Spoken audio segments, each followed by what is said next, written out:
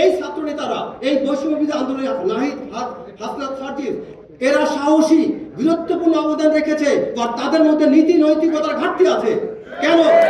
তাদের মধ্যে পারিবারিক মূল্যবোধ, সামাজিক মূল্যবোধের ঘাটতি আছে। তারা সেই শিক্ষা পায়নি বলে তারেক রহমানের উদারতার কারণে, ছাত্র দলের, যুব দলের উদারতার কারণে তারা এখন পর্যন্ত তার কৃতজ্ঞতা স্বীকার করেনি।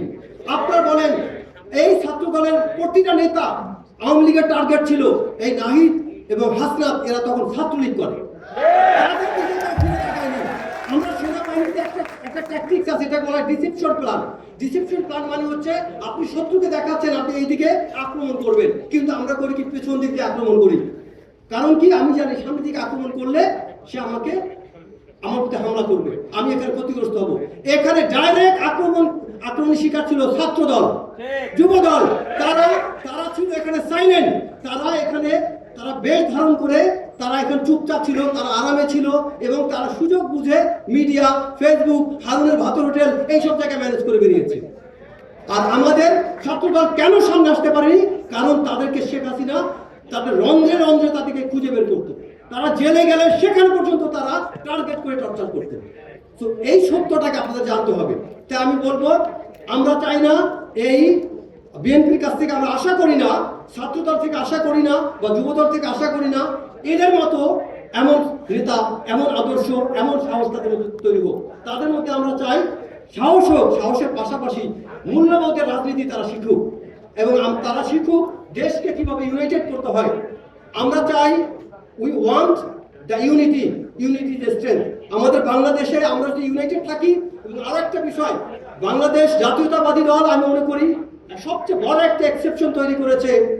টানা সপ্তমবারের মতো বেস্ট টিস্যু পেপার ব্র্যান্ড হিসেবে স্বীকৃতি পেয়েছে বসুন্ধরা টিস্যু। সকল শ্রেণী পেশার মানুষকে এক জায়গায় করে এবং তরুণদেরকে স্পেসিফিক গাইডলাইন দিচ্ছে। আমি ছাত্রদল, যুবদলকে বলবো, প্লিজ আপনারা 31 দফা পড়বেন। 31 দফা না পড়ে আপনারা তর্কে যাবেন না, কারণ আপনারা অনেকে এখন জানেন না 31 দফায় কি লেখা আছে। 31 নম্বরে আমি আপনাদেরকে একটা প্রশ্ন করি, আপনাদের মধ্যে কে কে বলতে পারবেন 31 দফার কত নম্বর আর্টিকেলে লেখা আছে আপনার এই তরুণদের কথা, যুবকদের কথা? বলেন, কে বলতে পারবে? নো, 22 নম্বরে লেখা আছে তরুণদের সম্পর্কে। যুবক, খুব চমৎকার কনসেপ্ট দেওয়া আছে। আমি ভুল বললাম নাকি? সভাপতি সামনে আছে, ভুল বলি নাই তো? সো 31 দফার 22 নম্বরে খুব সুন্দর পরিষ্কার বুঝিয়ে দেওয়া আছে কিভাবে আপনার তরুণদেরকে প্রশিক্ষিত করতে হবে। এবং আরো একটি কথা আপনাদেরকে আমি অনুরোধ করব, বিএনপির সেই ইনসেপশনে যখন জিয়াউর রহমান যে 19 দফা করেছিলেন, যে 19 দফাকে সারা জীবন আওয়ামী লীগ তথা অন্যান্য রাজনৈতিক দলগুলো ভয় পেত, এবং এই 31 দফার সাথে আমি 19 দফার রিফ্লেকশন দেখতে পাই। আপনি যদি খুব ভালো করে পড়েন তাহলে দেখতে পাবেন।